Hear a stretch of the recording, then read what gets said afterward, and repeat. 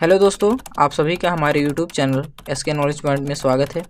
दोस्तों, हमारा जो आज का टॉपिक है वो है कोण। कोण की सबसे पहले हम परिभाषा देखेंगे और चित्र के साथ देखेंगे और लिखित परिभाषा होगा, तो इसको आप अपने कॉपी में नोट भी कर सकते हैं। तो इसके बाद हम लोग देखेंगे कोणों के प्रकार। कोण कितने प्रकार के होते हैं, कौन सा कोण कितने अंश का होता है। तो दोस्तों चलिए वीडियो को स्टार्ट करते हैं। तो दोस्तों सबसे पहले हम जानेंगे कोण और कोण की परिभाषा। कोण को हम लोग अंग्रेजी में एंगल कहते हैं। परिभाषा देखिए इसका, दो किरणों के बीच का झुकाव ही कोण कहलाता है। कोण का मात्रक अंश होता है, अंग्रेजी में हम लोग इसको डिग्री बोलते हैं, या एक दूसरा मात्रक भी होता है जिसको हम लोग रेडियन कहते हैं, लेकिन यहाँ पर हम लोग अंश की बात करेंगे। तो देखिए यहाँ पर एक किरण OA है और दूसरी किरण OB है, तो इनके बीच का ये जो झुकाव है यही कोण कहलाता है। तो दोस्तों अब हम लोग देखेंगे कोणों के प्रकार।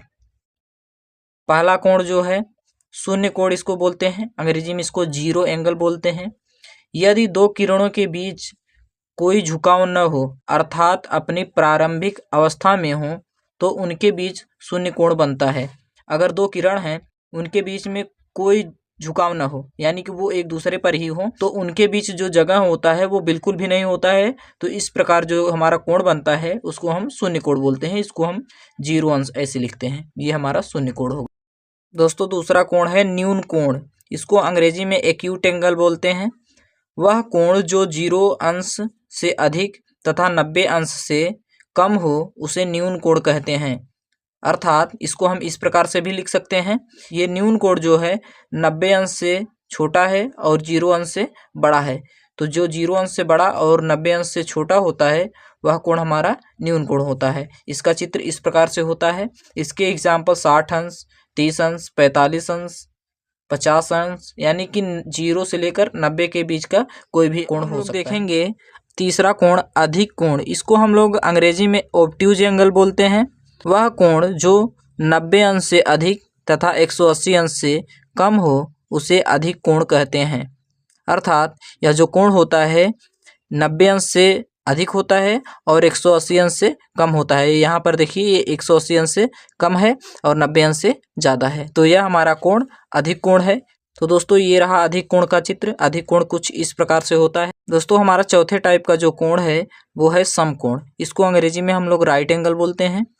वह कोण जो 90 अंश का हो उसे समकोण कहते हैं। अर्थात जो समकोण होता है वो 90 अंश के बराबर होता है। तो समकोण का चित्र कुछ इस प्रकार से रहेगा, एकदम सीधी लाइन रहती है, तो ये 90 अंश का कोण है। तो दोस्तों अब हम लोग पांचवें प्रकार के कोण को देखेंगे, जिसको हम लोग ऋजु कोण के नाम से जानते हैं। इसको अंग्रेजी में स्ट्रेट एंगल बोलते हैं।